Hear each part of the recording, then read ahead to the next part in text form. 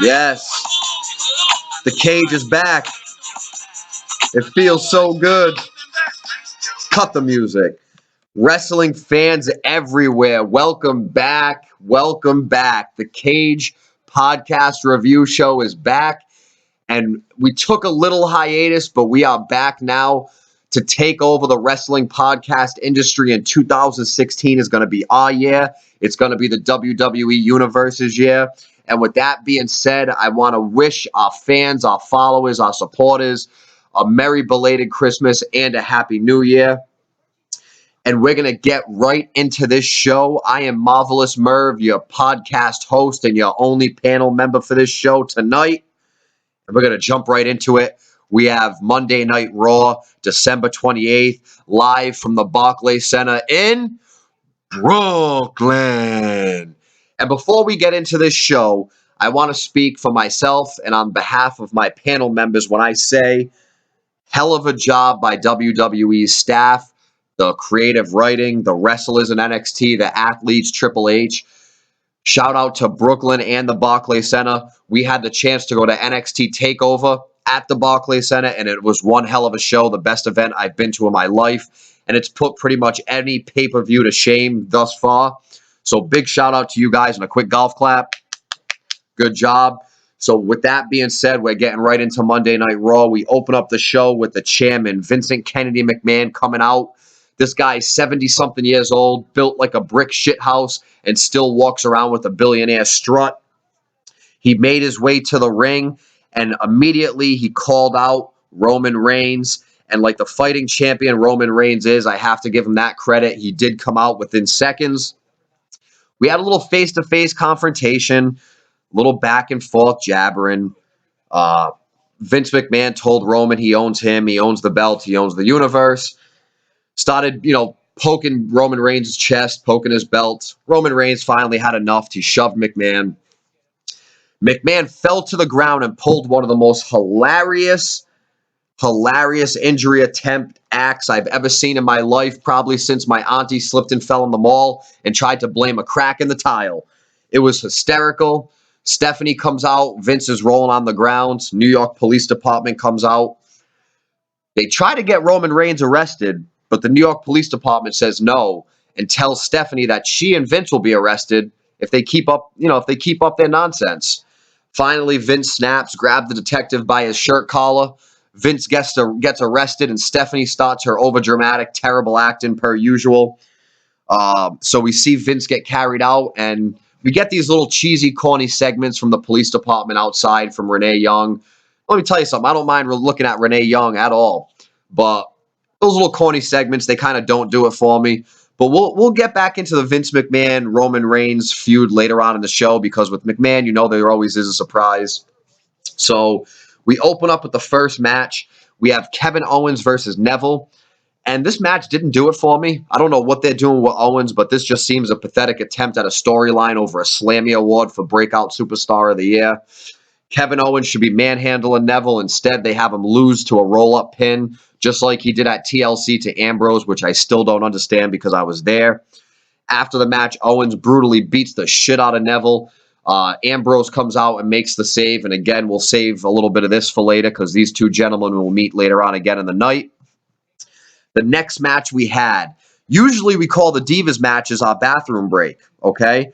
But with the new talent coming up, they've been getting a lot better. We saw it last night with Sasha Banks versus Becky Lynch.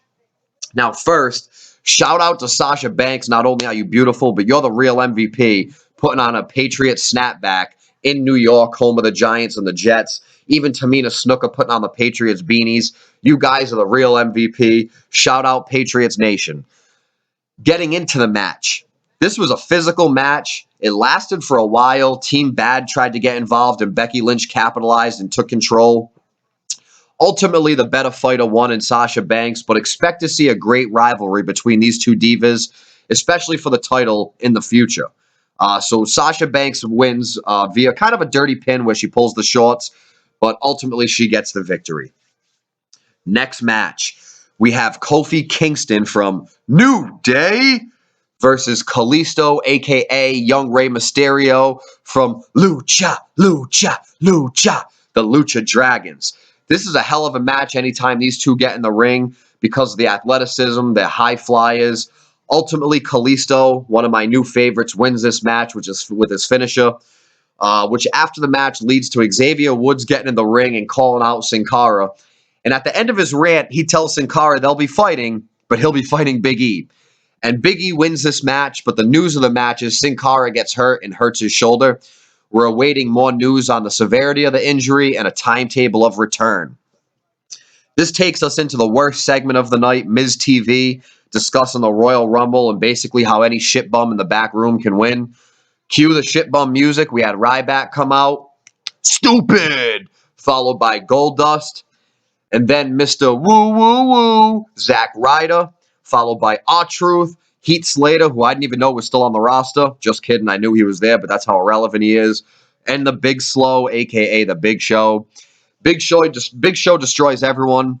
Of course, you knew Ryback was going to be waiting in the ring. He tries to attack Big Show.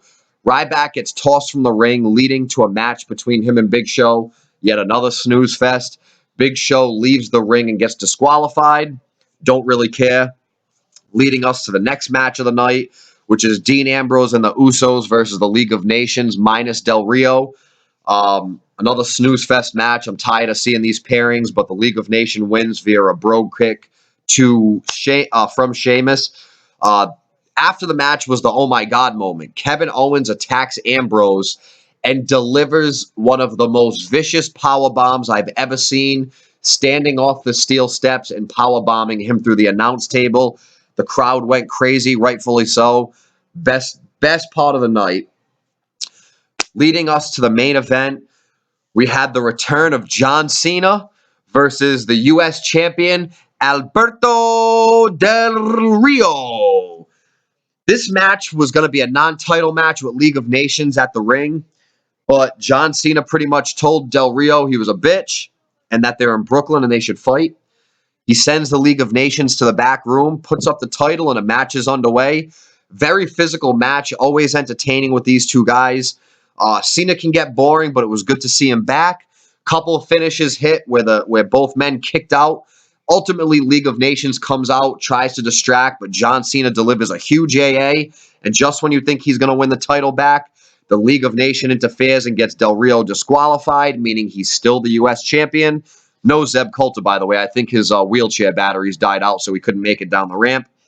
The League of Nations ends up beats on Cena. The Usos come out to help. Roman Reigns comes out and delivers a vicious spear to Rusev, a Superman punch to Del Rio, and it leaves him with Sheamus, who has a chair in the middle of the ring. Sheamus attacks. Superman punch hits him right in the face. He goes down. Roman picks up the chair and hits him right in the back and leaves Sheamus scattering back to Ireland. Mr. You Look Stupid. But you think Raw's over? But here comes Vincent Kennedy McMahon, freshly out of prison, fresh off a mugshot, announces a title match for next week on Raw versus Sheamus with special guest referee none other than Vincent Kennedy McMahon. So hopefully 2016 has a lot more surprises.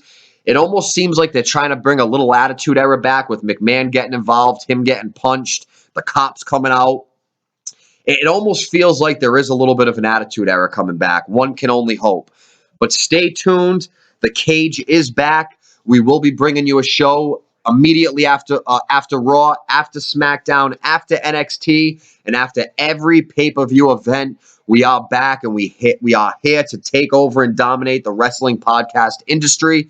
2016 is our year and beyond, so keep a lookout for us. You can follow us on Twitter at The Cage Reviews. Click the link in our bio and listen to all of our previous podcasts. They're all good. The next show, we should have more panel members on, but I want to say thank you for tuning in. And once again, welcome back. The Cage is back. Take care, everybody. And until next time, Happy New Year.